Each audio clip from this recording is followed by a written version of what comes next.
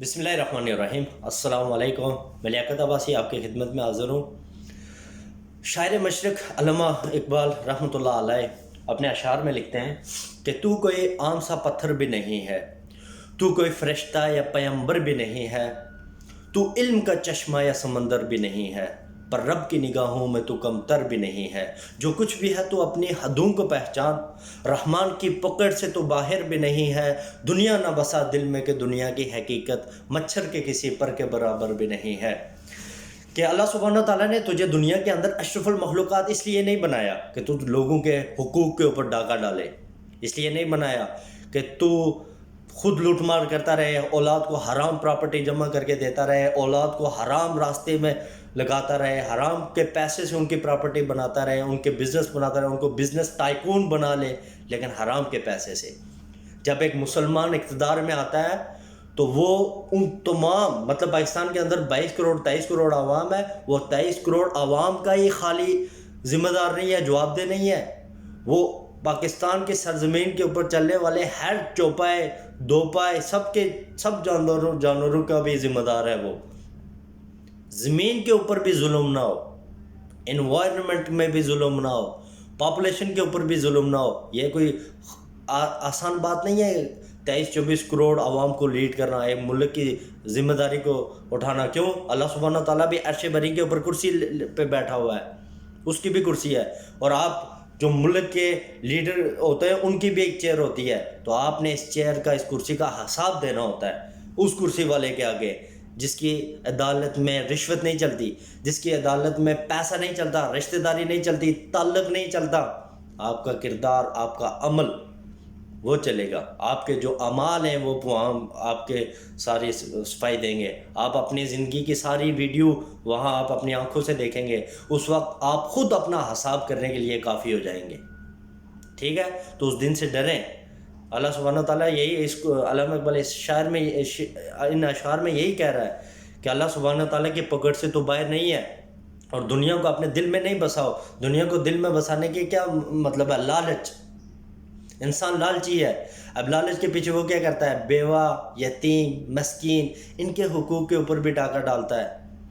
پاکستان کے 22 کروڑ عوام کے اندر 40% لوگ تو غربت کی لکیر سے بھی نیچے ہیں، تو کیا وہ ٹیکس پے نہیں کرتے؟ کیا وہ پیٹ میں روٹی نہیں کھاتے؟ کیا وہ جسم پہ کپڑا نہیں پہنتے؟ کیا ان کے اندر شادیاں، بچے پیدا نہیں ہوتے؟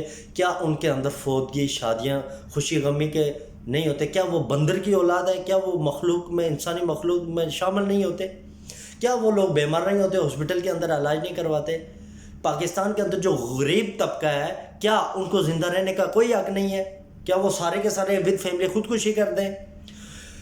پاکستان کا آئین آرٹیکل نمبر 1 سلطنت خدا داد ہے، اس کے اندر صرف اور صرف یہی آئین آرٹیکل ہونا چاہیے۔ باقی تمام جو آپ نے United nation, Pentagon, white house, تو ادھر سے آپ نے جتنا بھی کچھ لے کے اڈاپٹ کیا ہو، اس سب کو مائنس کریں۔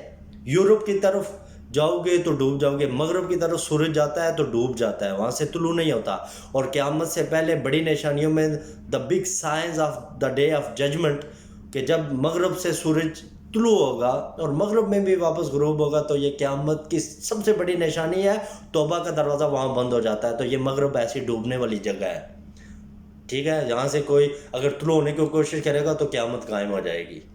تو مغرب ہمارے کلچر کو اس کا کلچر ہمارے ملک کے اندر نافذ کر کے ہمیں کچھ نہیں ملنے والا سوائے ذلالت اور غلامی کے۔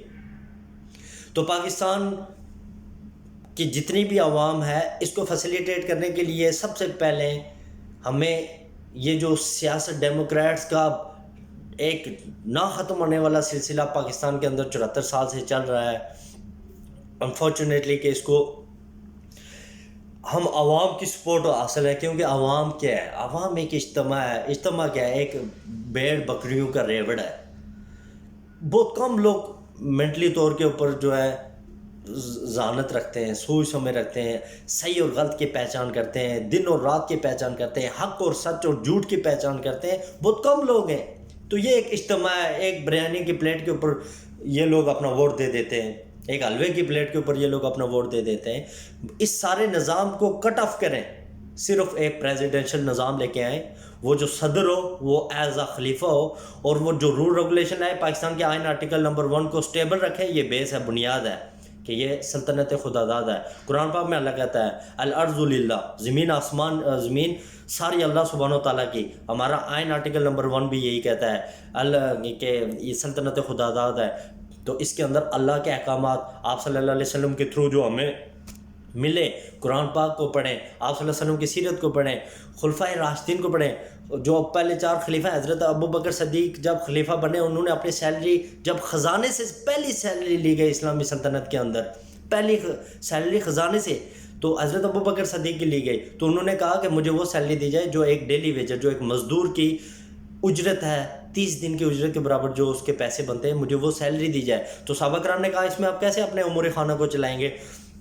تو حضرت ابو بکر صدیق قربان جاؤں آپ کی شان اور آپ کی سوچ کے اوپر اور آپ کے عمل کے اوپر کہ دیکھیں اللہ سبحانہ تعالیٰ نے کیسا زود اور تقویٰ دیا تھا، کیونکہ وہ آپ صلی اللہ علیہ وسلم کے تیار کردہ ٹرین کردہ صحابی تھے. ٹھیک ہے، تو کیسے ان کو ٹریننگ ملی ہوئی تھی. سبحان اللہ، کیا شان ہے نبی پاک صلی اللہ علیہ وسلم کی اور ان کے ماننے والوں کی. تو حضرت ابوبکر صدیق نے کہا کہ اگرچہ رضی تعالیٰ عنہ کہ اگرچہ میرا نظام نہ چلا اس سیلری سے تو میں سب سے پہلے مزدور کی دیہڑی بڑھاؤں گا، مزدور کے پیسے بڑھاؤں گا آٹومیٹکلی، چونکہ میں بھی ایک مزدور کے سیلری کے برابر لے رہا ہوں تو اتنی میری بھی بڑھ جائے گی. کیوں؟ مزدور بھی تو ایک انسان ہے، مزدور بھی تو ایک فیملی والا ہے. مزدور کے اندر فیملی کے اندر بھی شادیاں ہوتی ہیں، فوتگی ہوتی ہے، خوشی غمی ہوتی ہے. کیا وہ انسان میں شمار نہیں ہوتا؟ کیا اس کو جینے کا کوئی حق نہیں ہے؟ اللہ سبحانہ تعالیٰ نے تو سب سے زیادہ جو فوکس کروایا ہے وہ تو انہی لوگوں کو فوکس کروایا کہ غریب، یتیم، مسکین اور بیوہ کے حقوق کے اوپر ڈاکہ نہیں ڈالو، کسی مظلوم کے اوپر ظلم نہیں کرو، چاہے وہ کافر ہی کیوں نہیں ہے. اس کی ڈائریکٹ عرش معلیٰ پہ جاتی ہے اور اللہ سبحانہ تعالیٰ فوراً اس کے اوپر ایکشن کرتا ہے. تو پاکستان کے اندر ایسا اسلامی نظام لائیں، قتل کے بدلے قتل، زنا کے بدلے کوڑے، چوری کے بدلے ہاتھ کاٹ دو، اور جو ملک کے غدار، منافق اور جو لٹیرے ہیں ان کو فوراً اٹھاؤ اور پھانسی پہ ڈال دو. بس کیا یار، نہ کوئی انصاف کی فراہمی ہے ہمارے ملک کے اندر. سلطنت خدا داد ہم نے آرٹیکل آئین نمبر 1 تو کہہ دیا. خود جب ہم پرائم منسٹر بنتے ہیں، خود جب ہم چیف جسٹس بنتے ہیں، خود جب ہم پریزیڈنٹ بنتے ہیں تو ہم حلف اٹھاتے ہیں قرآن پاک کے اوپر. یار کس لیے آپ حلف اٹھاتے ہو؟ عمران خان صاحب، آپ پاکستان کو ریاست مدینہ کی بات کرتے ہیں، ہم ویلکم کرتے ہیں. میں بذات خود آپ کی بہت ریسپیکٹ کرتا ہوں، کیونکہ میں یہ سمجھتا ہوں کہ آپ ایک ایماندار لیڈر ہیں اور آپ نے ریاست مدینہ کا کنسپٹ تو دیا. لیکن ریاست مدینہ کی بات کرتے ہوئے اس کو بخوبی سنیں کہ کیا دنیا میں 1,24,000 نبی ہے؟ کسی نبی کی بھی لگژری لائف تھی؟ کسی نبی کا بھی محلات ایکڑوں زمینوں کے اوپر مشتمل تھے؟ کسی نبی کے پاس بینک بیلنس تھے؟ کسی نبی کے پاس ایسا یعنی وہ نظام شاہانہ کسی نبی نے گزارا؟ آپ صلی اللہ علیہ وسلم آخری نبی ہیں. آپ صلی اللہ علیہ وسلم کے گھر کے اندر 3 وقت کا کھانا نہیں ہوتا تھا. دودھ اور کھجور آپ کے گھر میں ہوتی تھی جس سے آپ گزارا کرتے تھے. موسٹلی ایسا ہوتا تھا کہ چولہے میں آگ نہیں جلتی تھی، آپ کے دیے کے اندر تیل نہیں ہوتا تھا کہ روشنی کی جائے. تو ہم ایسے نبی کے پیروکار، ایسے نبی کی امت تھی، اشرف مخلوقات میں سے اور اعلیٰ امت میں سے. تو ہمارا یہ کردار، ہمارا ملک کے اندر غریب عوام، غریب سے غریب اور لٹیرے اوپر سے اوپر جا رہے ہیں. Corruption should not pay, it must be punished. But unfortunately in Pakistan, Kashmir, the big crimes do get rewarded. تو ان کو ختم کرنے کے لیے اسلامی قانون چاہیے. اسلامی قانون بس فوراً جو جرم کرے اٹھاؤ اس کو، اس کی سزا دو، ختم. اس کو موقع نہیں فراہم کرو کہ وہ اور لوگوں کی زندگیاں تباہ کرے اور غریبوں کے حقوق کے اوپر ڈاکے ڈالے. تو اس لیے اس نظام کو قائم کریں، اسلامی نظام کو قائم کریں، اس کو پریزیڈنشل نظام لائیں، صدارتی نظام لائیں. اور وہ جو صدر ہو ویسے بھی اس کے نیچے MLA MPs نہیں ہوتے، وہ خود ایک اچھی سی ٹیم ایماندار لوگ لے اور عوام کی خدمت کرے. اور پاکستان کا جو قرضہ ہے وہ ایک ہی صورت میں ادا ہو سکتا ہے. اور یہ جو آپ کو پتہ ہے سود لینے والا، سود دینے والا، سود لکھنے والا، تینوں کے خلاف اللہ سبحانہ تعالیٰ کا اعلان جنگ ہے. پاکستان اس وقت تک ترقی نہیں کر سکتا جب تک یہ سود کی لعنت سے باہر نہیں نکلا. اس سارے قرضے اور سود کو ختم کرنے کے لیے ایک ہی سسٹم ہو سکتا ہے. اس سے پہلے 74 سال تو سویلین پاپولیشن عوامی جو ہے قربانی دیتی رہی ہے, یہ پیسے دیتی رہی ہے, اسی سے مہنگائی کر کے پیسہ لیا جاتا رہا ہے. لیکن اب ایسا نہیں ہونا چاہیے. جو پبلک آفس ہولڈر ہیں کسی بھی سیکٹر سے ہیں, آرمی ہے, ISI ہے, پولیس ہے, جج ہیں, استاد ہیں, ڈاکٹر ہیں, ایون پریزیڈنٹ ہے, پرائم منسٹر ہے, جو بھی ہے, ان سب کی سیلری جو حضرت ابوبکر صدیق رضی اللہ تعالیٰ عنہ نے خزانے سے لی تھی, تو آپ پاکستان کے خزانے سے ان سب کی سیلری, آپ سمیت سب کی سیلری وہ ہونی چاہیے جو ایک مزدور کی 30 دن کی اجرت بنتی ہے آج کے ٹائم کے اندر. تو 5 سال کے اندر اگر پاکستان کا قرضہ سارا ادا نہ ہو تو آپ مجھے جو سزا دینا چاہیں میں اس کے لیے تیار ہوں. میں 22-23 کروڑ عوام کا چور ہوں, مجرم ہوں. اگر آپ 5 سال کے اندر پورے ملک کا قرضہ نہ اتار سکے تو صرف جتنے خزانے سے سیلری لینے والے ہیں جس بھی سیکٹر کے ہیں وہ سارے ایک مزدور کی دیہڑی کے برابر 30 دن کی اجرت کے برابر اپنی سیلری فکس کریں, چاہے وہ چیف آف آرمی اسٹاف ہے, چاہے وہ ایک سپاہی ہے, چاہے وہ ایک چیف جسٹس ہے, چاہے وہ ایک وکیل ہے, جو بھی ہے اس کی سیلری اتنی کریں. عوام کے اوپر بوجھ نہیں ڈالیں. اب ان لوگوں کا قربانی دینے کا ٹائم ہے, دیں یہ قربانی. اور جو آدمی اپنی جاب سے منحرف ہو, جو آپ بھی کہیں کہ بھائی میں جاب ہی نہیں کرتا, اتنی سیلری پہ نہیں رہ سکتا, میرا سٹیٹس یہ ہے, کیا سٹیٹس ہے تمہارا؟ نبی پاک صلی اللہ علیہ وسلم کی ذات سے بڑا سٹیٹس ہے کسی کا؟ جو ایسے کہے اس کو فوراً اٹھاؤ اور سولی پہ چڑھا دو اس کا کوئی حق نہیں ہے ایسے ملک کے اندر رہنا جو اسلامی قانون کو, جو اسلام کے مطابق اپنی زندگی گزارنا پسند نہ کرے بلکہ اسلام کو اپنے مطابق کرنے کی کوشش کرے. تو اللہ سبحانہ تعالیٰ ہمیں راہ راست نصیب کرے, اللہ سبحانہ تعالیٰ ہمارے حال پہ رحم کرے. اور پوری عوام سے گزارش ہے سب توبہ استغفار کریں.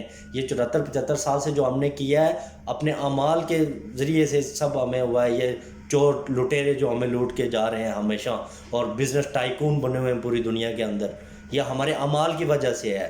تو ہم سب توبہ استغفار کریں, اللہ سے سچی توبہ کریں اور اچھے لوگوں کا انتخاب کریں, اور ایسے ہی پاکستان کے اندر سدھراوا آ سکتا ہے. وآخر الدعوانا الحمدللہ رب العالمین.